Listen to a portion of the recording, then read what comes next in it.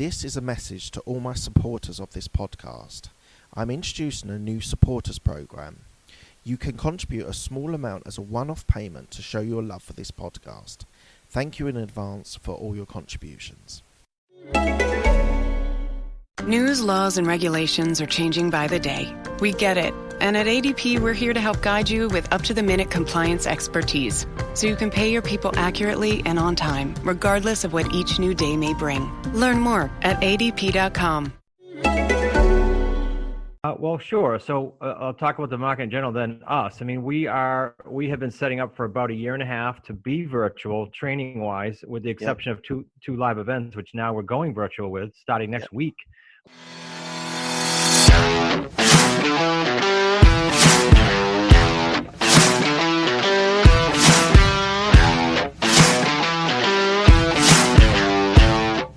This is the Absolute Business Mindset podcast, created and hosted by Mark Hayward. I am a corporate employee with an entrepreneurial mindset. This podcast will help and support you with new ideas about business. These are my thoughts, ideas, and comments. Today, I'm talking to Chris Prefontaine. Is that right? Prefontaine. Prefontaine. Thank you very much. I'm going to be talking to him about his 30 years of real estate investment experience, and we're going to delve into a little bit more detail about real estate and property to really gain an understanding of how he has created a successful business. Hello, Chris. How are you? I'm terrific. Thanks, Mark. Fantastic. It's good to hear from you. So we're going to delve straight into it. So can you tell me, welcome again, can you tell me your origin story? What's your sort of education background?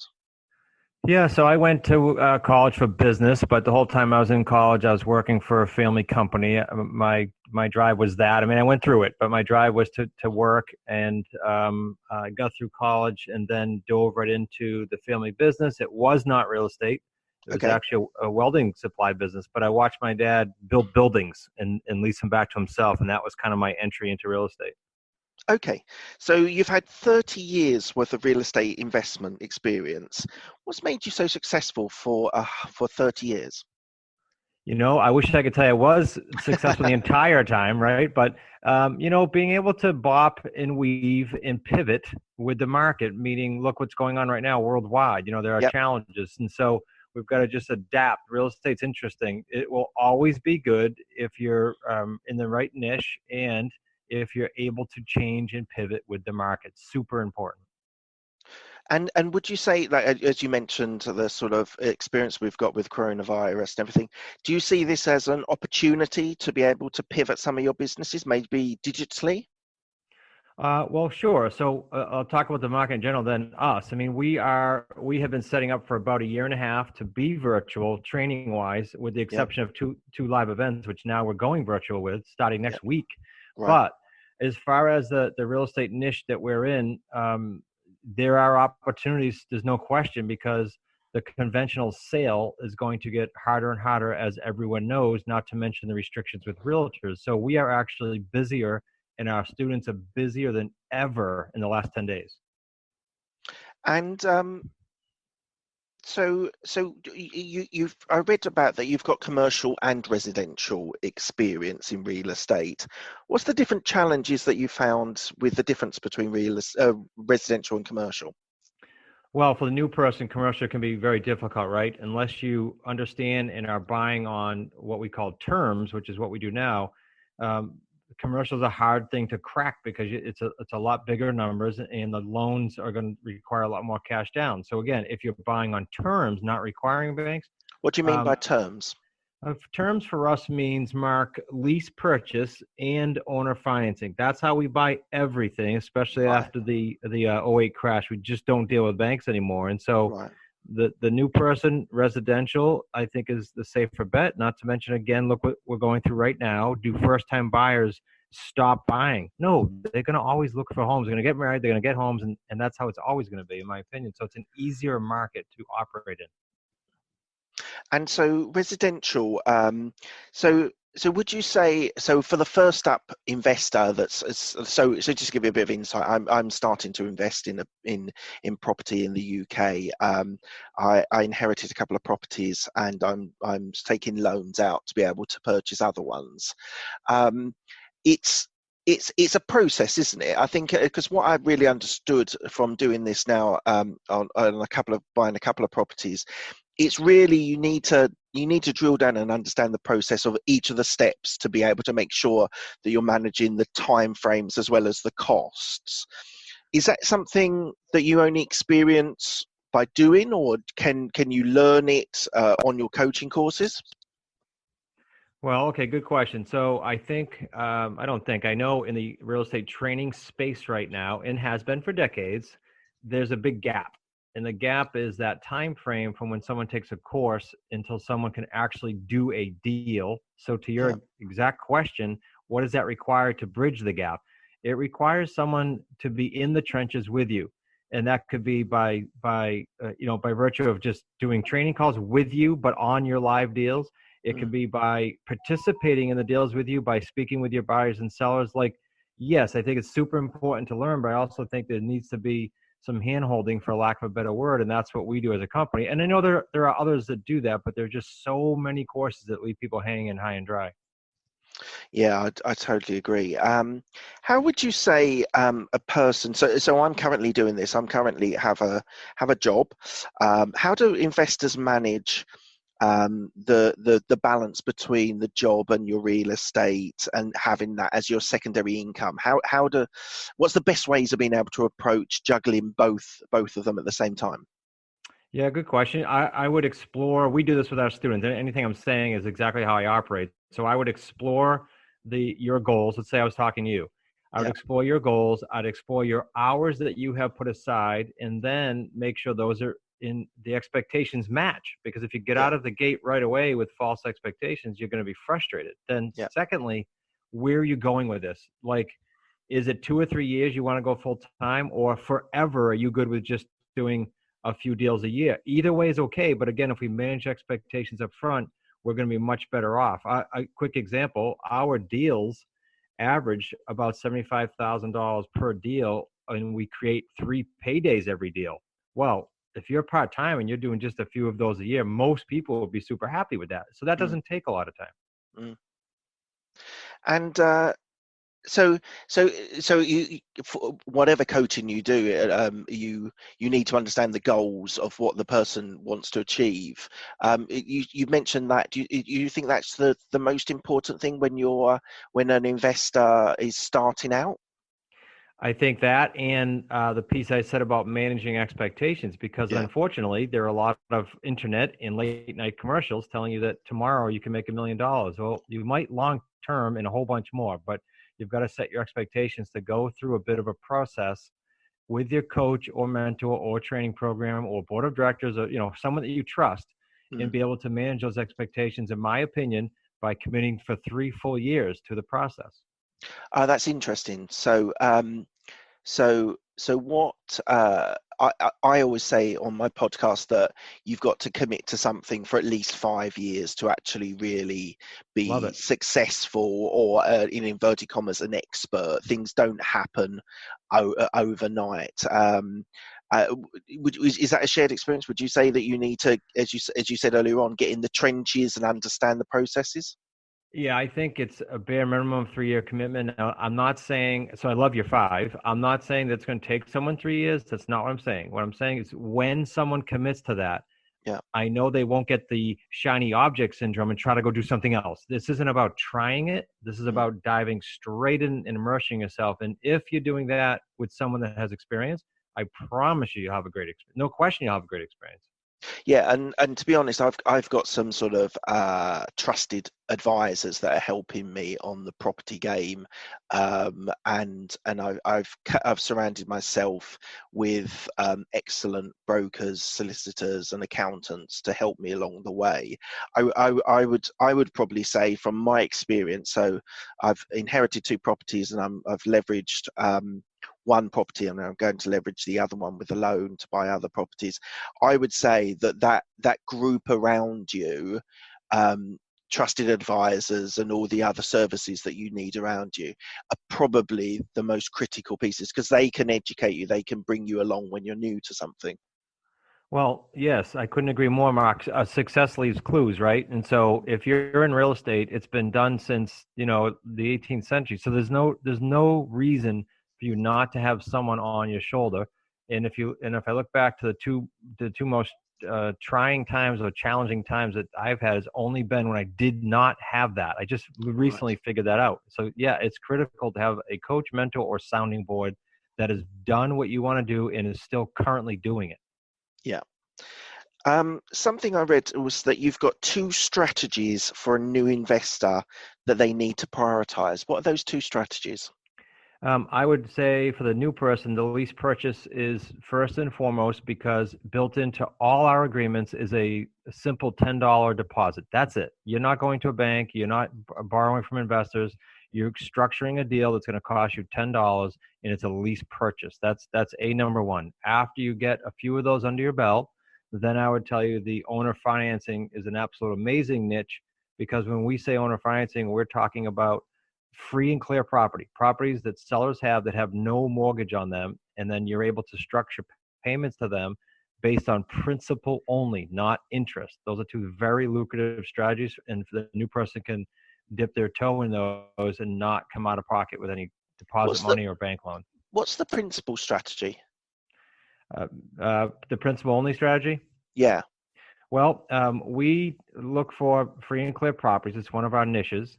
And when we find the seller that has a free and clear property, we will pay the full price or even a premium, as long as they'll go out long enough on a term, because we're making payments to them every month that are just going straight to principal, no interest. So if I buy your home for $300 and I make a $1,000 monthly payments for 60 months, that's one price I can pay you. But if you tell me you'll go out 84 months, I can pay you a little more. I'm getting principal pay down for all those extra months. Right. Oh, that's a different. I'm not sure whether we do that in the UK on property, because a lot of the stuff is all done on interest only mortgages. A lot of people start their property journey through interest only mortgages, where they only pay the interest, and then any sort of profit that they get, they can either reinvest or extract for another property. Yeah, a lot of people use leveraging here too, Mark. I don't disagree. Bank loans, and frankly, before the '08 crash in the U.S., I did a lot of that. And my lessons learned from the '08 crash is I just won't do that again. That's simple. Right. Fair enough. So, tell me about your books. You've got a catalogue of books. Tell me maybe about your new book. Yeah, the New Rules of Real Estate, with 24 leading experts give some expert advice, was written by myself, my son Nick, and my son-in-law Zach. And we bring you 24 different experts, but we also bring you our take on each and every chapter that they've put out. And it's not just real estate, because real estate is a head game too. So we have Dr. Joe Vitale, who I'm sure your listeners are familiar with from the movie The Secret, and he's written 70 books. He's a part of that. So you have it's a mindset piece as well as a real estate piece. And so that's an interesting one. And then the first bestseller was Real Estate on Your Terms. I'm happy to, for your list, let them have either one of those for free. We ship the book if it's in the United States, and if it's outside the US, we'll give them the electronic book. Either way, I can give that link if you'd like. Yeah, of course. Send it over to me. I think you actually have sent it over to me in one of our communications earlier. I'll add it to the show notes, and then if anyone wants to, then they can sign up for it that way. Terrific. So your recent book, your new book, is about mindset. So that's something that I'm quite enthusiastic about, getting people's mindset correct to be able to do whatever they're doing, whether it's a business owner, an entrepreneur, a property investor, an employee, whatever it is. You need to have that right mindset to approach things in a positive way. Are they similar sort of themes that you have in your book? Yeah, it's primarily the real estate, but the reason I added the mindset piece to different chapters as well as add-ons to chapters is that we've just learned over the years that we teach the same things to everybody. Some people have a deal done in 30 days and some in 365. Why is that? It's all mindset. So we work on that piece simultaneous to the real estate piece for sure. So that's interspersed throughout all the different techniques. Oh, interesting. We kind of touched on this at the start, but how has the coronavirus affected your business at the moment? Other than going virtual, it's actually turned the tables dramatically where sellers are now, they know that it's not a seller's market. So we are putting more properties on the books. We call it a taken, under contract. We call it a taken. Our associates, our students around the country, I think in the last 10 days, took over 15 properties. So, it's easier for us to grab those properties now. Now, on the other end, it just becomes a little harder with the buyers. So it just completely flipped. It was difficult with the sellers and easy with the buyers, and now it's flipped. So I sort of subscribe to the sort of contrarian view on all investing. So when everyone's panicking and are fearful, that's when you should be investing, and when everyone's happy and Larry, that's when you should be thinking of selling or at least managing what your expectations. Does that fit your real estate mentality? Yeah, I couldn't agree more. And that's with everything, but yes, certainly applies to what you and I are both doing. Excellent. So you said people. My experience is that people are still viewing houses, probably on a reduced number than maybe, I don't know, 3 or 4 months ago. But people still are getting out and looking at houses. The sort of rental market and the sales market are still surviving at the moment, because all the estate agents are working remotely, or some are even still working in their office spaces. So is that something that the US are experiencing the same? Yeah, the tenant buyers that we cater to, because we exit all our properties with installing tenant buyers, they're either still looking or they're getting on a waiting list and doing it virtually, which is what our community is starting to talk about more readily as recent as today. So the activity's up. It's just a matter of them being cautious going into homes. That's all. Okay, and I suppose related to this, but maybe we haven't seen the complete pan out of this. So you on the notes you said about looking for how to survive the next recession. I'm not sure whether the coronavirus will hit a full-time recession, like two periods, Right. or whether it might be later down the line. But what should people be preparing for when they are preparing for a recession? Well, it goes without saying that your cash position is going to be helpful, right? No matter who you are and what industry, forget real estate. So that's number one. But number two, remember what I said earlier. If you're not on bank loans signed personally, I don't care where around the world you are, if you're not on those loans, you're going to have a heck of a lot less stress. And that's why we do everything on terms. And both of the books address this, but that's what we mean by recession resistant. You're never going to be recession proof, but to set yourself up with the longest terms you can without signing personally is going to be a lot safer, to answer the initial question. Yeah. Okay.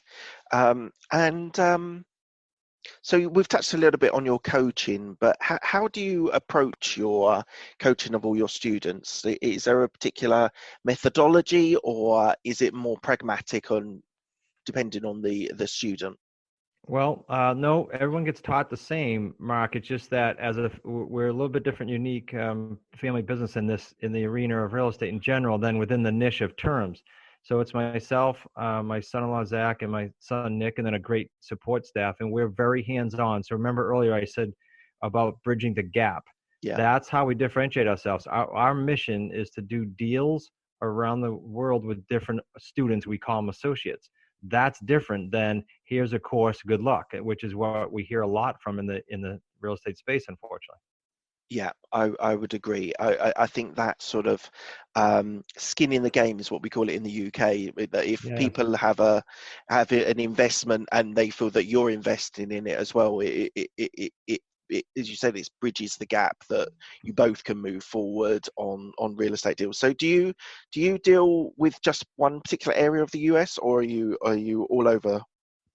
No, currently we have students primarily in all the states in the United States, maybe a few exceptions. We've got about 80 people that we actually do deals with. Those are our associates that I refer to. And then we've got students in UK and Canada with our courses. Oh, awesome. So you got people in the UK as well? Oh yeah. Oh, fantastic. Fantastic. Thank you. Right. So I've got through my questions. As I say, at the end, I ask 5 quick fire questions. We've got a bit of time. You don't actually have to have a quick fire answer, but it's entirely up to you. But what would you say is your best decision you've made? The one post 2008 to re-engineer the business to not utilize banks by far. And that goes to the not signing personally. Right. Okay. What was the best piece of advice that you've been given? I would say the mentoring piece, because success leaves clues. So to always find someone in the space that not just has done it, but is still doing it, as I alluded to earlier. Yeah, I would totally agree. I think you should, anyone to mentor you or coach you, they should have been through the process and be a couple of steps ahead of you where they can sort of guide you and help you along the way. Yeah, the must. Awesome. Next question is, who has helped you most in your career? That changes over time. So every year or two, we'll look for what is the program or mentor we need to get to the next level. And so every 2 years that changes. So that goes back to the proper mentor again.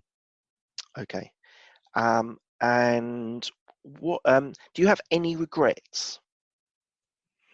I could easily say decisions leading up to '08, but that would be false because of that, the business got re-engineered and is doing quite well. So as long as you take those as learning experiences, you'll welcome them instead of saying that you regret that. Totally, and it's the mindset shift, and the toughest times can make the most strongest people, can't they? It does, actually. Yep. Yeah. And what in your career are you most proud of? The family and the business, by far. So is it a It's family-run been business great. you've got there? Yeah. Yep. Who's involved from your family? My son Nick, my son-in-law Zach, and this is the buying and selling entity and the coaching entity. And then my wife and I have always been in real estate, and then a great team around us. Excellent. Excellent. Right, that's where we're going to finish. Chris, thank you very much for your time. I really appreciate it. I think you've given some great insight into the real estate business, and to be honest, to understand that you are global as well is fantastic. And I think everyone who listens to this will be able to get a lot of value from. So thank you very much, Chris. Fantastic. Thanks for having me, Mark. Cheers. Thanks a lot.